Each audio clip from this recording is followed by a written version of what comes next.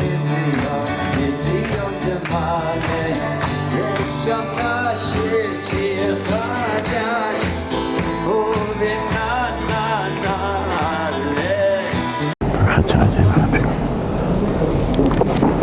evening, everybody. I am going to talk tonight about a very interesting aspect of the overall structure of the book of Bamidbar.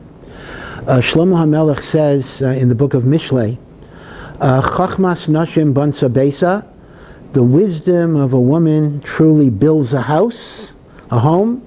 Chatzva Amudeha Shiva, she excavates with 7 pillars of wisdom. And the Medrash says that this feminine in this pasuk is not only referring to a physical woman, and the 7 pillars of wisdom are the 7 chumashim of the Torah. The Torah is comprised of 7 chumashim. What does that mean? All of us know it's chamisha chumshei Torah, and in fact the very word chumash means a 5th. So in what sense are there 7 svarim? So the Gemara says that the book of Bamidbar is actually 3 books. So therefore you have Bereshis is 1, Shemos is 2, Vayikra is 3, Bamidbar is 3, and Devarim is 1. That gives you 7 books. What are the 3 books of Bamidbar? So it's very asymmetrical. The first book is from the beginning of Sefer Bamidbar until Baloscha, till the middle of last week's Parsha, when the Jewish people leave Har Sinai. Remember, people don't realize, we were at Mount Sinai almost a year. We arrived at Har Sinai, Rosh Chodesh Sivan, basically almost 7 weeks after we left Mitzrayim, and we didn't leave Har Sinai till 3 weeks into the month of Iyar of the next year. So it was really 11 months and 3 weeks. And then we couldn't leave until the clouds of glory lifted up, giving us a green light. And on the 21st of Iyar, the clouds of glory lifted up, and we were finally able to leave to our next destination. Now, when we left, the Torah mentions that the Aron HaKodesh traveled in front of us to level the hills or level the mountains, etc. And when the Aron HaKodesh left miraculously in front of us, Moshe Rabbeinu recited 2 verses that we still recite when we take the Torah out and we put the Torah in. Vayihi ben Soah ha'aron, behold, when the Aron, the ark, traveled, Vayomer Moshe declared, Kuma Hashem, arise Hashem, v'yafutzu oyevecha, may your enemies be scattered, v'yanusu misanecha mipanecha, and may those that hate you flee from you. And then, Uvenu Cho Yomar, and when the ark came to rest, Moshe said, Shuva Hashem, Rivavos, Alpha Yisrael, return your Shekhinah to the myriads of Israel. And these are 2 verses, Vayihi ben Soah ha'aron, and Uvenu Cho Yomar, and they are book 2. Book 2 of Bamidbar are only 2 verses. Book 3 of Bamidbar is the rest of Sefer Bamidbar. So, the way you get 7 Chumashim is you divide the book of Bamidbar into these 3 very unequal sections. The beginning until leaving Har Sinai, Vayihi ben Soah ha'aron, the 2 verses of Vayihi ben Soah ha'aron, and then the rest of Sefer Bamidbar. You will also note in a Sefer Torah, it's also indicated in the Chumash, that the verses Vayihi ben Soah ha'aron and Uvenu Cho Yomar are set off, they are demarcated by a nun in an upside down inverted position. This is called nun hafucha. We don't pronounce it, we don't read it, there is nothing that you would hear by it in a Torah reading, and yet this is such an important halacha that if a Sefer Torah does not have these 2 reversible nuns, the Torah scroll is actually puzzle. You have to fix it. So the question is, what type of book is to have just 2 verses? And what's the significance of dividing the book of Bamidbar into 3 anyway? And why do we have these nuns? What does all of this mean? So I want to share with you a thought from Rav Tzadok of Lublin, who basically says, book 1 represents a certain ideal. Book 3 is the sordid reality, and the little book 2 is the explanation.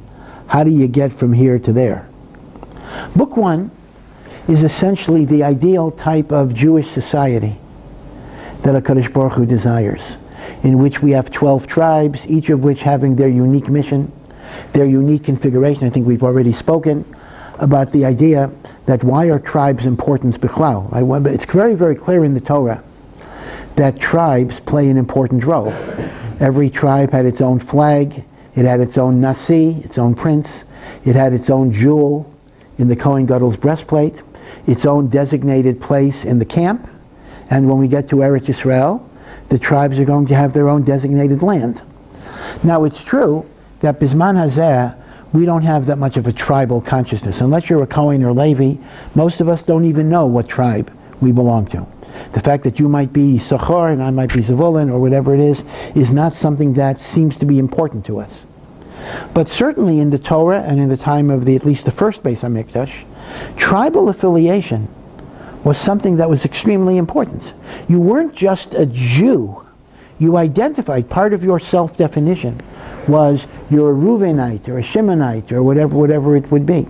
And one might wonder, why is tribal affiliation of any importance whatsoever? Aren't we introducing just another disunity factor into Klal Yisrael? Shouldn't the only thing that matter is that we're Jews? We have to start arguing. And let me point out that this notion of tribal pride was not just a matter of sitting around the Shabbos table. It actually resulted in bloodshed. We've had our own civil wars.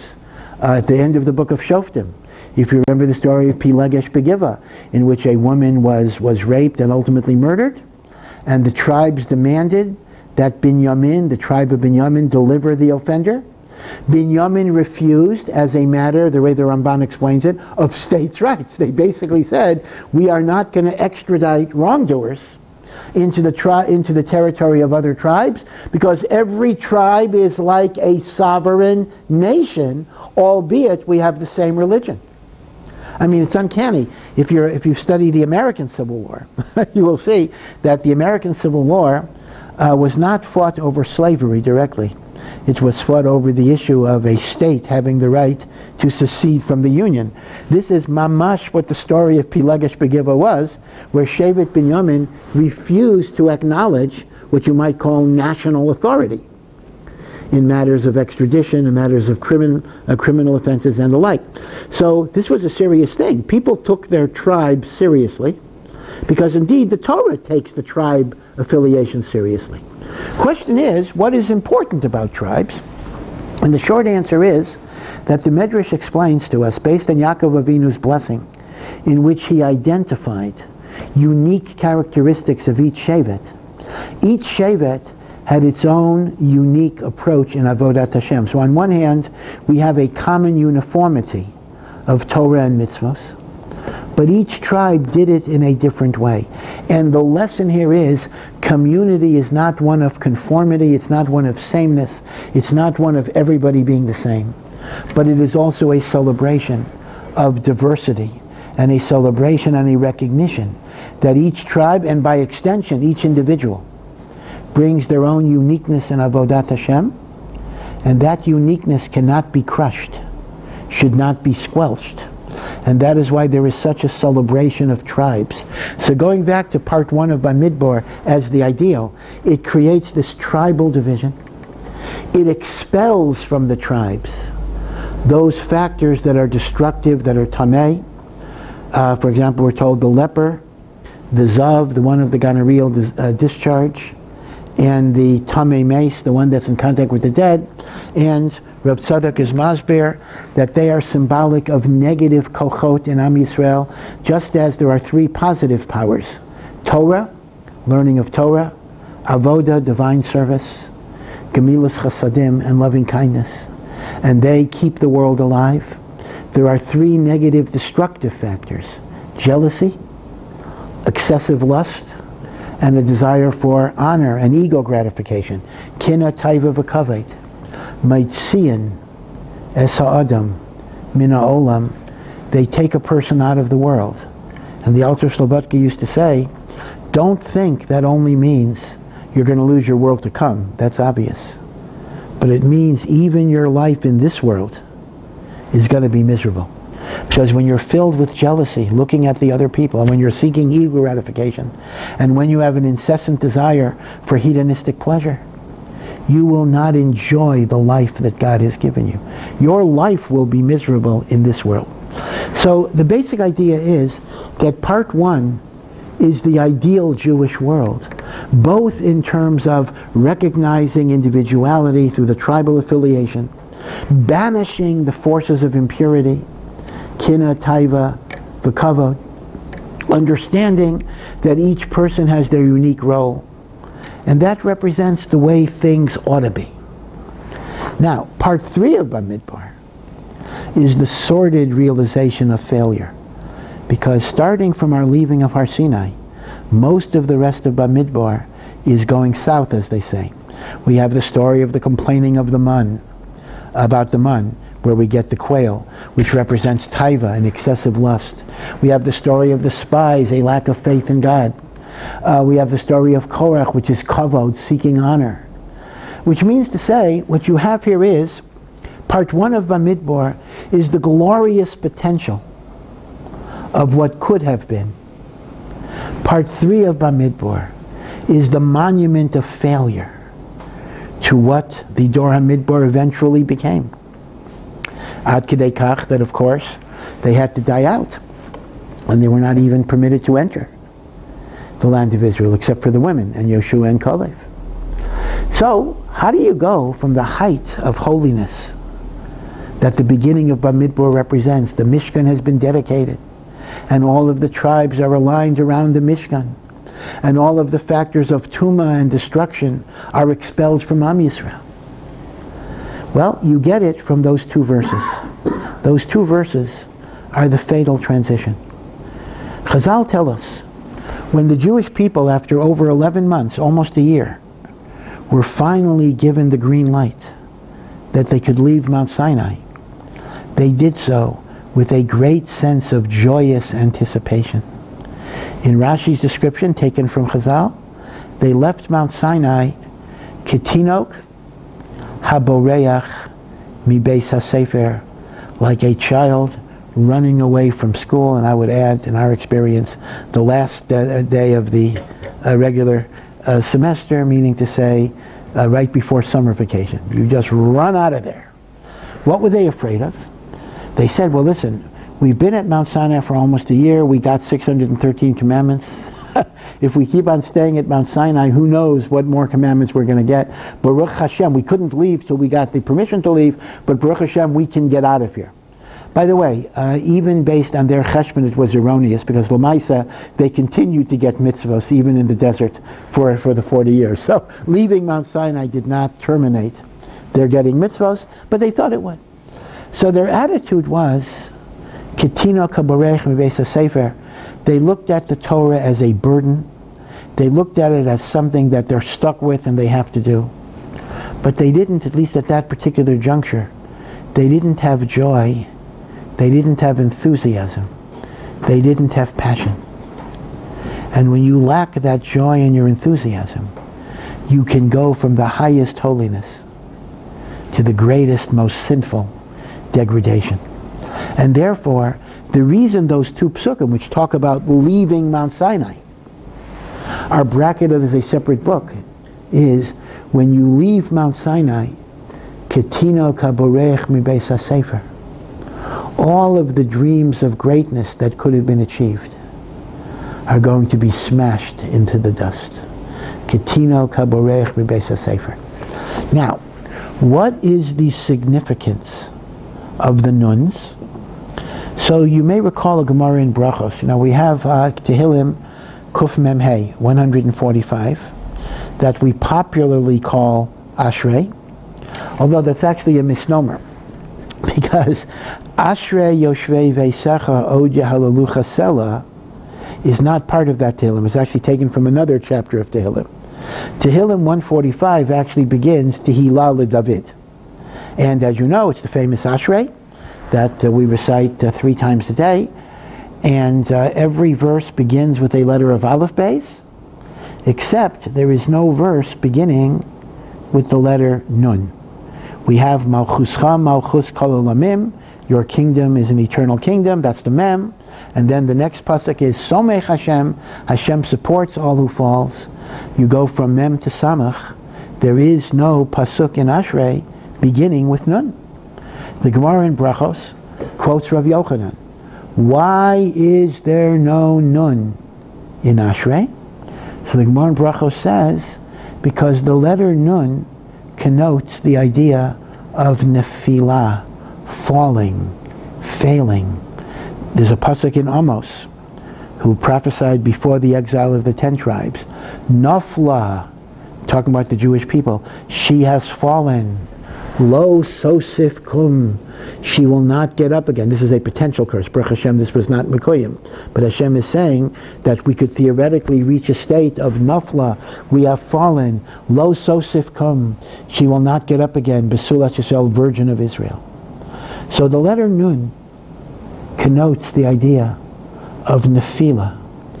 David HaMelech did not want to begin a pasuk with a letter that connotes nefilah. He only mentions nefilah in the next verse that talks about Hashem supporting people who have fallen. So meich Hashem. By the way, the Gemara goes on and says that in Eretz Yisrael they actually read this very disheartening pasuk in a more optimistic way. It all depends on where you put the comma in. Instead of reading it, Nafla, she has fallen, comma, Lo Sosif Kum, she will not get up again. They read it this way, Nafla Lo Sosif, she shall no longer fall, comma, Kum, arise, Besulat Yisrael. So commas or asnachtas, whatever it is, are very, very important. In fact, there are lawsuits where the wrong placement of a comma costs millions and millions of dollars in terms of decimal points and commas and the like. And it could be that if you live in Eretz Yisrael, you have to be an optimist. People, my Rabbi in Eretz Yisrael, they interpreted the pasuk in a more optimistic, gives it a pessimistic term, although he himself was also in Eretz Yisrael. And David HaMelech apparently understood it the same way. David HaMelech did not want to begin with Nun, because Nun is negative. So says Rav Tzadok, that is why the Torah brackets those two verses, which is the transition away from Har Sinai with the letters Nun, to say that the attitude that you have towards Torah and mitzvahs, even if you're keeping Torah, that attitude can destroy you. There will be a nefilah. If one looks at the Torah as a burden, if one looks at the Torah as a bother, if one looks at the Torah as, I'm trying to get away from whatever I can get away from, and I look at the 613 mitzvot as 613 problems to be circumvented, then chas v'shalom, you can fall. Now, why are the nuns reversed or inverted? Because the important thing to know is that no matter how low you go and no matter how much you fail, nefilah is always a reversible condition. There is always tshuva, there is always coming back.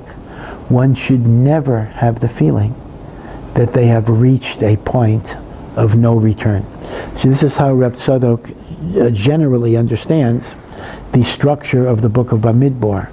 The ideal, the reality, the transition, but the fact that even the negativity arising from the transition is reversible. And not only is it reversible, but indeed we can find that out of the nefilah itself can come insights and understandings that make me a greater person.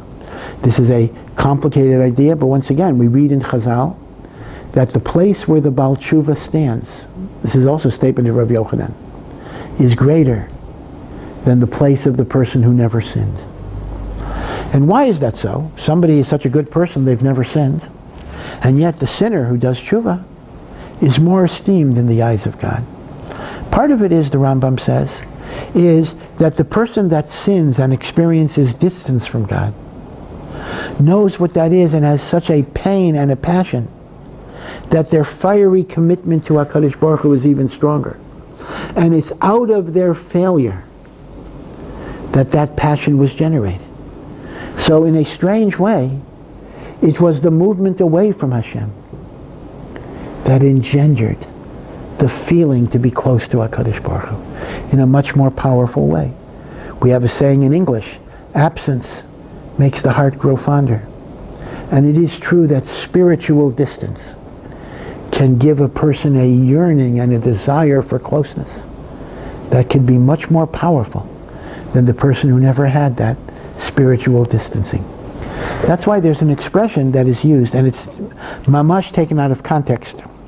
Yerida shehi letzorech aliyah. A going down that is for the purpose of going up. Now, this passage, this phrase is taken so much out of context. I want to tell you the context first, and then we'll see how it was used in a totally different way. The particular context is a Gemara in Masochist Makos. The Gemara in the second parak discusses the idea of ir miklat. Ir miklat means if you kill somebody inadvertently, without intention. So the punishment in the time of the temple would be you would go to the cities of refuge and you would remain there until the Kohen Gadol dies. And if you leave the city of refuge, the relative of the deceased would actually have the right, perhaps even the obligation, but certainly the right to kill you. And therefore you better stay in the Ir Miklat until the Kohen Gadol dies. Now, there is a technicality that if the murder or the homicide was committed on the way down, you go to an Ir Miklat, and on the way up not. Example, let's assume that somebody is lowering a barrel from a roof or lowering a piano, and the rope snaps and the piano goes and it kills somebody. So if the piano was being lowered when the rope snapped, that is called derech yerida, and the Gemara has different drashos that derech yerida there is the punishment of Ir Miklat. If on the other hand the piano is being lifted up and the rope snaps, that is called derech aliyah. And again, we don't necessarily have a good explanation for this, but there's a gezeras hakosov that if you killed somebody derech aliyah, you are patur from galus, you don't go to galus, to the exile. If you kill somebody derech yerida, you're chayev in galus. So the Gemara has a shaila, what if you were going down for the purpose of going up? Example, you're climbing a ladder. When you climb a ladder, what you do is you put all of your weight pressing down on the rung to be able to propel your body upward. So let's assume I'm putting my weight on the rung and the rung dislodges from the ladder and kills somebody. So is that called going down? Or is that called going down as part of the process of going up? So obviously the phrase Yerida Litzorech Aliyah, going down for the purpose of going up, is a highly technical legal term that is discussing a technical problem. Are you chayev in an Ir Miklat if my weight was pressing down on the rung as part of the process of going up? Okay, that's the context in Masochist Makos. But the Sifrei Chasidus and the Sifrei Musar and the Sifrei Kabbalah have adopted this phrase. They've given it a life of its own, and they've, brought it into another family almost. And that is, it becomes a spiritual dynamic that sometimes going down, going away, is part of the process of how you're uplifted and you come to HaKadosh Baruch Hu. And this is a very, very deep idea. Not that we're telling people, go out and sin so you can become a Baal Tshuva. That doesn't really work. But if in the course of a person's life there were all sorts of mistakes that were made, doing tshuva doesn't just mean I leave those mistakes, but rather I take from those experiences a foundation in how I serve God. For example, the drug addict who manages to kick his habit, he could actually use the experiences of being addicted as a mechanism of helping people that the person who didn't go through those negative experiences would be unable to do. In fact, Rav Soloveitchik often talked about the idea that there are two types of modalities of tshuva. There's a tshuva that is akin to amputation, where you take that past and you just cut it away. And there's another type of tshuva, which is transformation, in which you actually take that negativity, and that becomes the source of your avodas Hashem. Sometimes in life, spiritual amputation is necessary, just as sometimes in life medical amputation is necessary. But it is not a first resort. It's a last resort. Because how do you get rid of 10, 20, 30, or 40 years of life that may not have been serving Hashem? You just want to amputate it? Well, let me remind you. When you amputate, there is still a very significant phantom pain. Or to use another analogy, when you try to delete a very complex computer program, there will be, as numerous people have found out in criminal prosecutions, there will be bits and pieces of that program still hanging around. But transformation says, I don't have to escape my past. I don't have to reject my past. Rather, I use that past to create my identity as an Eved Hashem. That's the phrase, Yerida becomes L'tzorech Aliyah. I remember when the Mirror Rosh Shiva, Rav Nosson Tzvi Finkel, was nifter a few years ago. And again, he was a phenomenally great person. He served Hashem, and he created this tremendous yeshiva, serving Hashem in spite of tremendous disabilities, debilitating illness for so many years. But he also has a very interesting prior life story. People know him. He grew up in a religious family. That wasn't the issue. But he grew up in Chicago, and he went to a co-ed high school, Jewish co-ed high school. He was on the debating team. He was on the basketball team. Regular American guy. Then he comes to Mir, and eventually he becomes Rosh Shiva of Mir. So when he died, tragically and very suddenly, so I remember hearing the eulogies.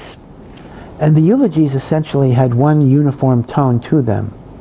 And that was, you see what a person can become notwithstanding his corrupt, worthless environment, an environment of tumah, and look at how he managed to transcend the garbage in which he was raised.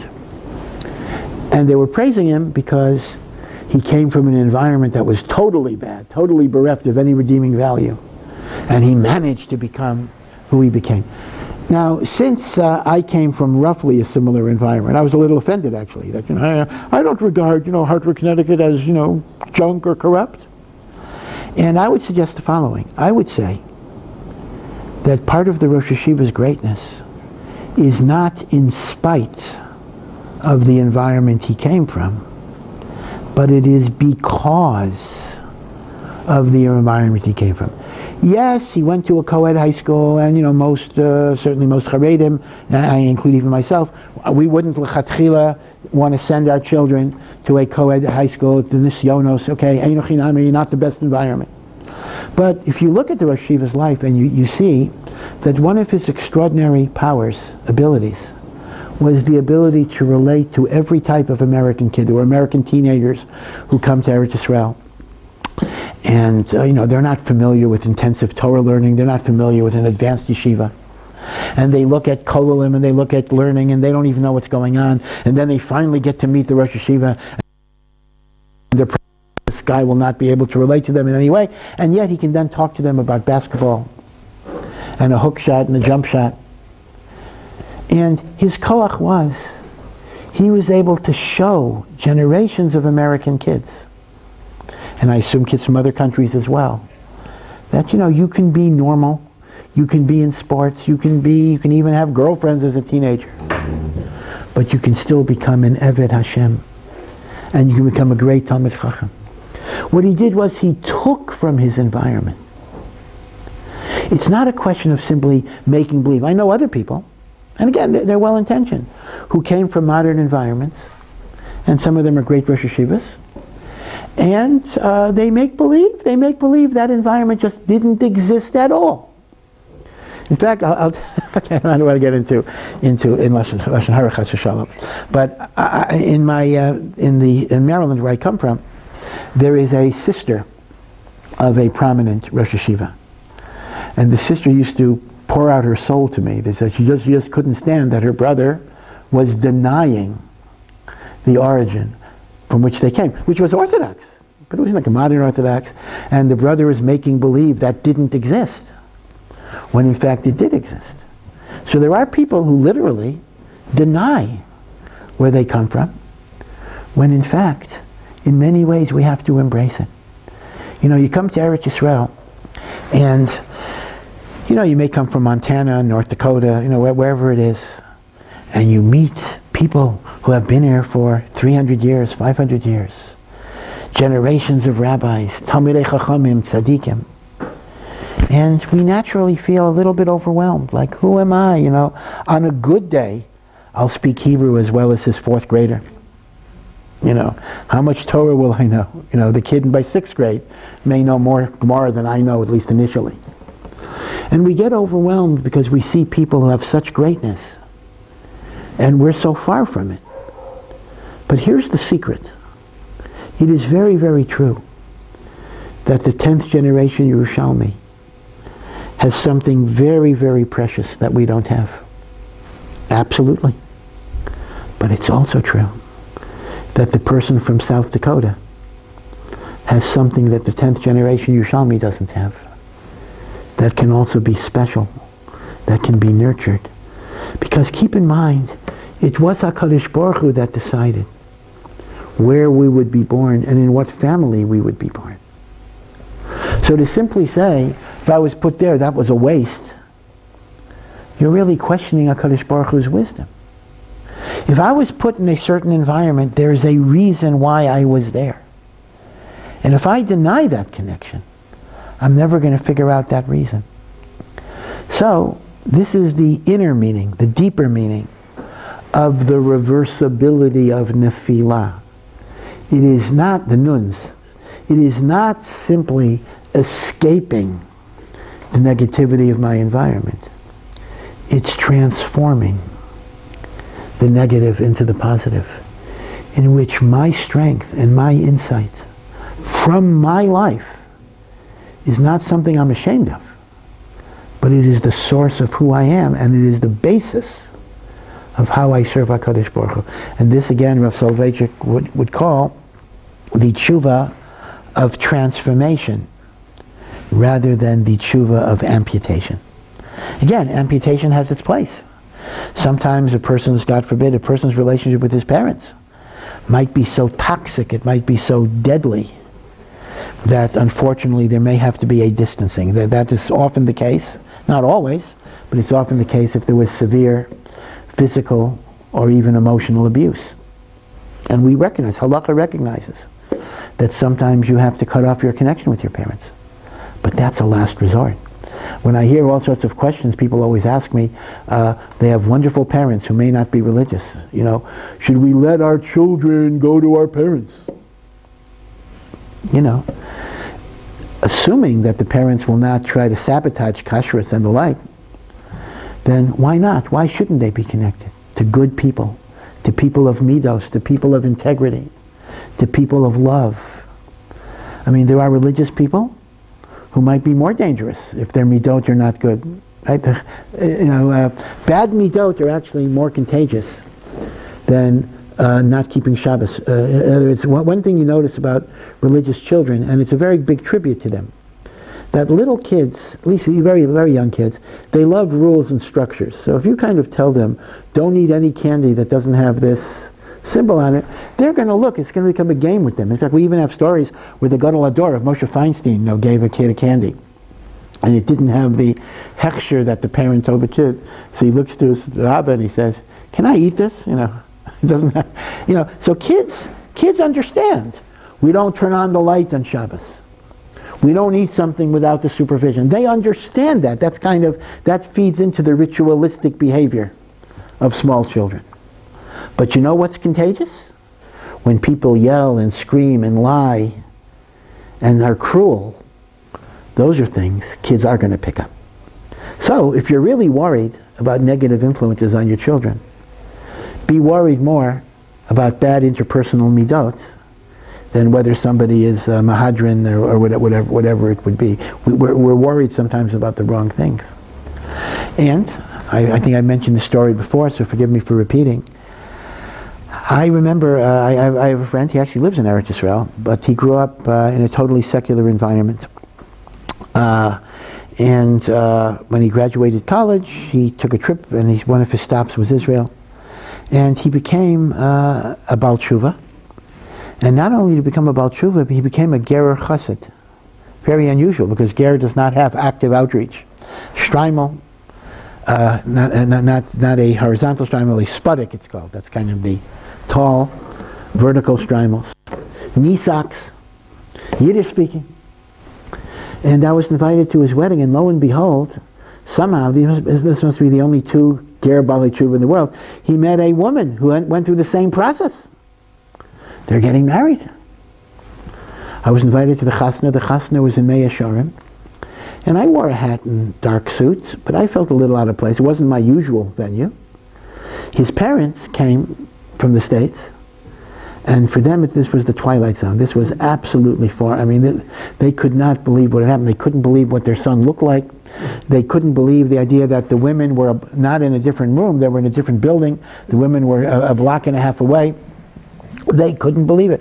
They were in a daze. They were just dazed. They were in a state of incomprehension. And at the end of the wedding, they finally brought the kala back for Sheva Brachas. And the chassan gave a little drasha before the Sheva Brachas, before benching. He first spoke in Yiddish, which was quite amazing. How would he know Yiddish? He's only been frum for a year and a half. And then he spoke in English. And he spoke to his parents. And he said, Mom and Dad, I know that the life that I'm living, the life that I've chosen, is not the life that you would have chosen for me. But I want you to know that 90% of what I am is because of you.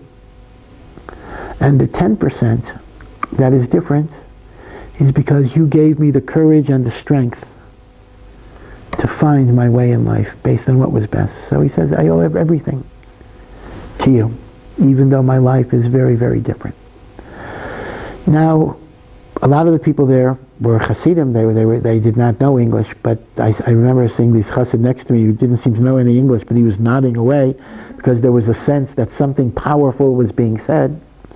And it's Devarim Hayotzim in Alev, Nichnasim Alev, although maybe, you never know, maybe he was also an American. You never know who is who in this world.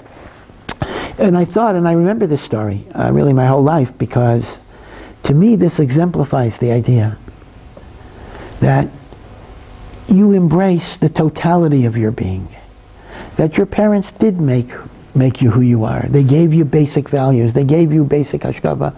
They're good people. Why does becoming from have to mean a process of building walls and creating barriers and then trying to be somebody that you're not, which in the long run is only going to create frustration and inner revulsion? And indeed, this is part of why we have off the derech phenomenon. And off the derech is not just a kid's problem, it's a problem with adults as well. And even if you're not off the derech, you could be what I call the living dead, meaning you could live as a religious Jew, but inside, you're kind of dead inside. You know, a tree could have fruit and leaves looking like it's alive, but nothing's really there. And part of it is because we're squelching so many aspects of who we are. So the paradigm of Yerida L'Tzorech Aliyah is to understand that even the parts of your life that were not necessarily fully Torah observant become valuable chalakim that you can appropriate in how you serve Hashem now. And they become positive, and they become good things. Okay, but be it as it may, this is the significance of the nun, and this is the significance of the reversibility of the nun. Now I just want to share with you, though, the idea that ultimately the nefila did come from a bad attitude, meaning to say, the attitude that Cuttino Cabaret and Beit HaSefer, I just want to get out of this. So let me share with you a famous Gemara. There's a Gemara in Masochist Nidoran interpreting a pasuk in Yeshayahu, where the Nevi'im are contemplating the destruction of Jerusalem and the destruction of the temple. Of course, this is a prophecy. This is way before that happened. But it says, they will ask, Al ma avda haaretz, Why has the land been destroyed? How could this happen? And God answers, Al azvam es Torasi, because they have abandoned my Torah. The Gemara in Nidoran explains what's going on. It says, the Nevi'im see desolation, the Nevi'im see destruction, and they don't understand why. Now, the Gemara says, if it means people are doing Averos, they would certainly know that. So, what is it they don't understand? And what does God mean, they have forsaken my Torah? So the Gemara in Nidoran says, it doesn't mean they were sinning. They were doing mitzvahs, they were learning Torah. But they weren't reciting the blessings before the Torah.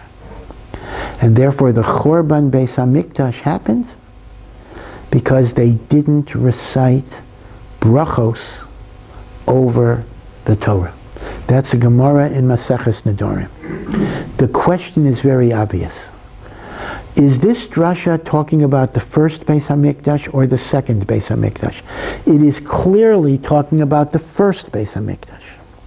By the time the second Beis HaMikdash was destroyed, there were no prophets. Prophecy ended the beginning of the second Beis HaMikdash. So the Nevi'im don't know why the first temple is destroyed? Chazal tell us that the first temple was destroyed for the worst averos. Avodah Zarah, idol worship, Gilui Arayos, sexual immorality, Shvichas Damim, murder. So the Nevi'im don't know why, and Hashem has to give an answer because they didn't make blessings over the Torah? The Chorban is because Avodah Zarah, Gilui Arayos, Shvichas Damim. And if you're going to tell me the Nevi'im didn't know they were doing that, well, that's absolutely not true, because what do the Nevi'im talk about but that? The Nevi'im are saying that these sins exist. So what's the pshat in the Gemara? The Gemara has to say, put into God's mouth, that God has to come up with some very obscure avera. They didn't make blessings over the Torah, when you have much more serious averos, Avodah Zarah, Gilui Arayos, Shvichas Damim. So let me share with you the incisive explanation of one of the great Balei Musar of the 20th century, of Eli Lapian. And Lapian says the following. If you remember the beginning of the book of Malachim, David HaMelech is 70 years old, and he is shivering, he is cold, and even though he's covered up with garments and blankets, they do not give him warmth. So Chazal say, why is David suffering that particular malady? Because years before, when Shaul was pursuing him, at one point Shaul went into a cave to relieve himself, and he left his cloak outside of the cave, and there were no security guards there, and David went and he cut a piece of the cloak, and he was able to show Shaul from on top of a hill, you see how close I was to you. I could have killed you when you were vulnerable, and therefore you should not have enmity against me. And if you remember, Shaul started crying, and Shaul said, you're my friend, I love you. Of course, that lasted only one day, but nevertheless, that did cause a short-term reconciliation. So Chazal say, David acted improperly in mutilating a garment. Not because it was Shaul's, just mutilating a garment. And Chazal say, he who treats clothing with disrespect will eventually not get warmed by the clothing. Pretty amazing. Clothing takes revenge. So when wives tell husbands, whatever it is, put your shirt away or whatever, one should listen. If you're mevazeh habagadim, it may have negative consequences. And not only that, it's not even the same garment. Right? The garments that didn't warm David were not the garment that he cut.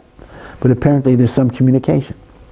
Now we don't fully understand this, but what is the takeaway from this idea?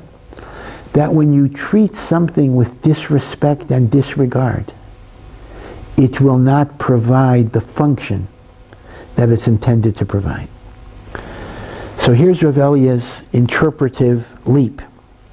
If that is true for the physical and material, that's also true for the Torah of God.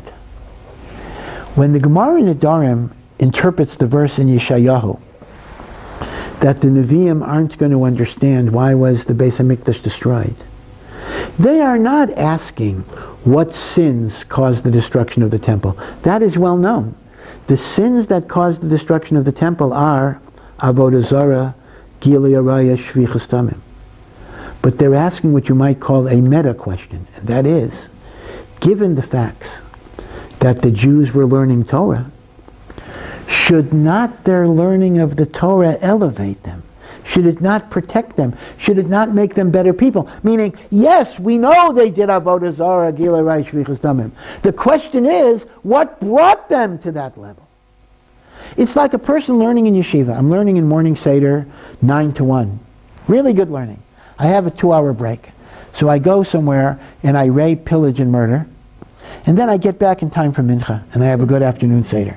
There's something wrong with that picture. Doesn't Torah elevate people? Shouldn't it make them better? Shouldn't it make them righteous? Shouldn't it elevate them above the worst averos? That is what bothered the Nevi'im, not what was the sin that caused the Churban. We know what the sin that caused the Churban was. But the question is, how could people who were learning Torah be guilty of those sins? On that, the answer is, they didn't make a bracha over the Torah. Now that's exemplary of an attitude. They didn't appreciate the Torah as a gift. They looked at it like a burden. They were mavazeh Torah. So the same way, if you treat clothing with disrespect, it will not give you warmth. If you treat Torah with disdain, it's not going to elevate you. It's not going to consecrate you. So you could spend a few hours learning and then go out and do the worst averos. And that's mamish what Rav Tzadok says. The attitude of Cuttino Cabaret mi beis hasefer can cause the greatest type of nefila. So what this means basically is that in our own lives, we have to try to engender a sense of passion and joy in Avodas Hashem. And Rav Moshe Feinstein used to say, the old Yiddish expression, "It's schwer zu sein a Yid." It was so hard to be a Jew. Rav Moshe said, again with some exaggeration, Moshe said that was responsible for the loss of an entire generation of American Jews. How is that so? Because if you consider the turn of the 20th century, when after the aftermath of the Russian pogroms, many hundreds of thousands of Jews from Poland and Russia came to the United States. Many of them, not all, were religious Jews. They were religious Jews. But they were living in an extremely difficult existence. They were poverty-stricken. Employment was extremely difficult. If you did not come into work on Saturday, you often had to get a new job on Monday. Sunday was off, but there was no legal protections, and the attitude that kids that were born in America were hearing over and over again is how hard it is to be a Jew. Well, they were living in a free society, and as a result, the vast majority of the children of the Orthodox Jews that came in the early decades of the 20th century, but the vast majority simply left it. And this even includes children of very, very distinguished rabbis. They left it. I don't even mean becoming Reform. I mean, intermarrying, and the grandchildren are goyim, and no trace. So Rav Moshe suggested, now again, obviously there's a million reasons, you can't give a single reason, but he said that if the child absorbs the attitude that Judaism is hard, that it's an inconvenience, that it involves suffering, even if somebody is devoted and carrying out the mitzvot, that's not going to be transmitted to the next generation. Because the next generation is simply going to say, why do I have to suffer? I don't live in an environment where I have to suffer. I could be whatever I want to be. So Rav Moshe emphasized the importance of trying to create in our Jewish lives a positivity, a happiness, a joy, an excitement. And that's something that, gets transmitted to the next generation. Now, of course, the truth of the matter is, it is schwer to be a Yid. One cannot deny it. Being a Jew involves many, many sacrifices. Baruch Hashem, in many ways, it's a lot easier in Israel, although Israel has its own challenges. But in the diaspora, where the working schedule is not based on Torah, it is indeed quite a challenge. I mean, I remember, particularly in academia, when I was a professor and when you teach semesters begin in September, you think about the number of cancellations, Rosh Hashanah, Yom Kippur, Sukkot, Shmini Atzeres, and if you don't work on Chol Hamoed, you even have that, so it's difficult, things are difficult. But still, the dominant attitude has to be one of joy, one of simcha. And when there's simcha, that becomes contagious. When there's suffering, that's also contagious. But the problem is, it's contagious in a way that the person may simply throw it away after a while. And that is the idea of Bir Chesed. The Bir Chesed Torah is the joy and appreciation of Hashem's Torah. That would have prevented the other Averos from being done. Mashain Kain, when the Torah is a burden, then you're Mavazeh HaTorah. The same way if you're Mavazeh HaTorah, Mavazeh HaBeged, you don't get Chimum. Mavazeh HaTorah, you don't get the Kedushas HaTorah. So in that way, as we're still in the afterglow of the holiday of Shavuot, and hopefully we're still in the process of receiving and being Makabel HaKadosh Baruch Hu's Torah, may all of us be zocheh to do so with joy and enthusiasm, happiness, passion. Ashreinu matov chelkeinu, how happy is our lot. And it's that simcha that will have the real staying power, that will go intergenerationally ad bias Mashiach b'mheira v'yameinu. So have a good week.